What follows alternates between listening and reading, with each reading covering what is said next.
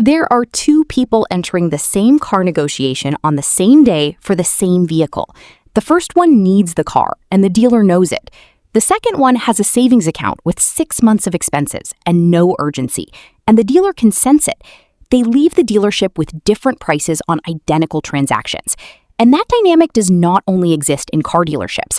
It exists in every salary conversation, every contractor quote, every lease renewal, every professional negotiation you will ever be in for the rest of your working life. Cash does not only protect you when the emergency arrives, it changes the price of everything you buy before the emergency ever comes. And that is the part nobody explains. And before we get into the mechanism, there is one thing worth naming about what cash actually is, because the way most people think about it is too narrow, and that narrow frame is what keeps its real value invisible. Most people think of cash as what they have left after investing, the remainder, the money that did not make the cut for a portfolio. And that framing costs them in ways that do not show up on any statement. Power 1. Cash changes your signal in every transaction. Every transaction you enter in your financial life has a counterparty. The employer in the salary conversation, the contractor quoting the renovation, the landlord renewing the lease, the bank setting your rate, the car dealer pricing the vehicle. And every counterparty is reading signals about your position. Signals about whether you are buying because you want to or because you need to. Signals about whether you can wait or whether you cannot. And those signals come not from what you say, but from what you project. The behavioral economics research on this is specific. A study on negotiation outcomes found that negotiators who felt they had alternatives, what researchers call BATNA, or best alternative to a negotiated agreement, achieved measurably better outcomes than those who felt trapped. The difference in outcome was not primarily about skill or information. It was about the internal state that availability of alternatives creates. And cash is the most direct way to generate that internal state before you walk into any room. The person who has 6 months of expenses in a savings account walks into a salary conversation projecting something the person living paycheck to paycheck cannot replicate with preparation or confidence techniques alone. Because the signal they project is real. They actually can say no. And that reality changes every interaction without any deliberate strategy required. Power 2. Cash removes the worst version of you from every financial decision. There is a version of you that makes decisions that the well-rested, financially secure version of you would not recognize. This version shows up specifically in financial emergencies. The transmission fails and there is nothing in savings. The job ends and the checking account has 3 weeks of runway. And in those moments, the quality of every financial decision degrades in a specific and measurable way. The research on scarcity thinking from Sendel Melanathan and Eldar Shafir at Harvard and Princeton found something counterintuitive. People in conditions of financial scarcity do not make worse decisions because they are less intelligent or less disciplined. They make worse decisions because scarcity consumes cognitive bandwidth. Their mental resources are partially occupied by the immediate financial pressure, and the decisions they make in that state reflect that reduced capacity.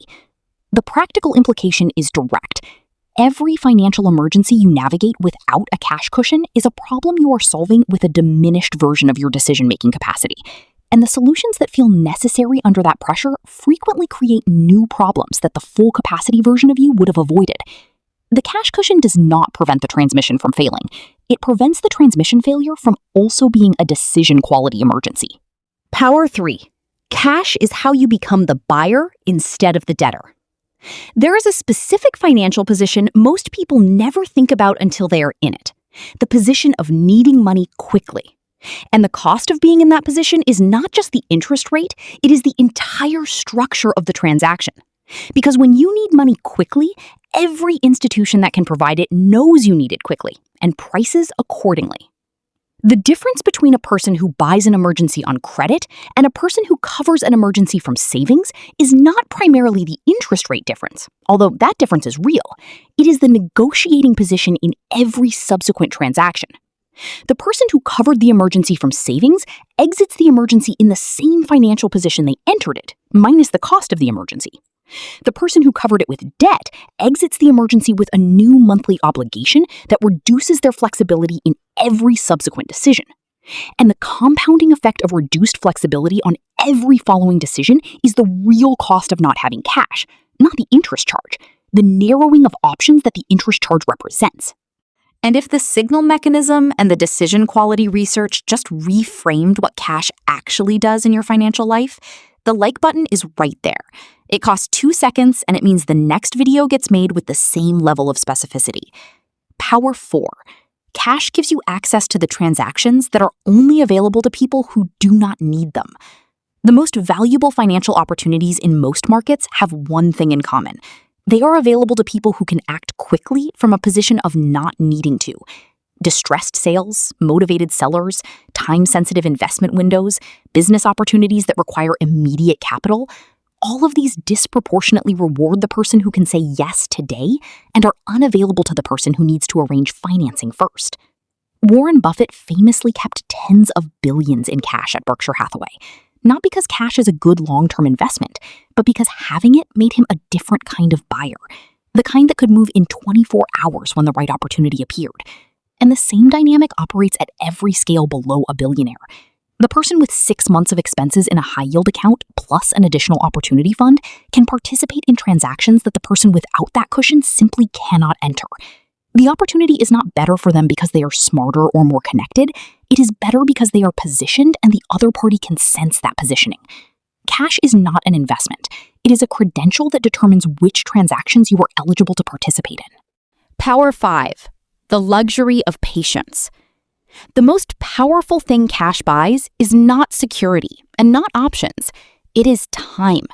Specifically, the ability to wait for the correct version of the thing you need rather than the available version. And most people do not think about time as a financial asset because time does not appear on a balance sheet. But the decisions made under time pressure versus decisions made with the luxury of patience are not the same decisions. The car dealer knows whether you need the car today. The employer knows whether you need the offer now. The landlord knows whether you need the lease signed this week. And in every case, the person who can genuinely wait receives a different offer than the person who cannot. Not because the counterparty is being strategic, because the math of the transaction is different when one party has alternatives and the other does not. And the cash cushion is what creates the ability to wait genuinely, not to perform patience while secretly anxious, to actually be patient because the timeline is flexible. And the cost difference between the transaction made under pressure and the transaction made from patience compounds across every significant financial decision you make across a career and a lifetime. The person who has been patiently building their savings is not just accumulating a number. They are building a posture that changes the price of their professional life, their domestic expenses, and their investment opportunities simultaneously. And that is the part the emergency fund conversation almost never includes. The emergency fund saves you from disaster. The cash position beyond it quietly improves every outcome between disasters. And this brings us back to where we started. 2 people in the same car dealership on the same day for the same vehicle. One of them is buying because they need to. One of them is buying because they want to. And the dealer adjusts for both without being asked to. Cash is not a safety net that sits unused until the disaster. It is a continuous negotiating position that silently improves every transaction you enter from the day you build it. The emergency is just the most visible version of what it does. The price of everything else in your financial life is the version nobody explains. I make these videos because I find it genuinely frustrating that the most powerful mechanism of a cash cushion gets summarized as 3 to 6 months of expenses and then abandoned. Subscribe so I can keep explaining the mechanism instead of just the amount. The video on your screen right now might be more helpful for you, so click and watch.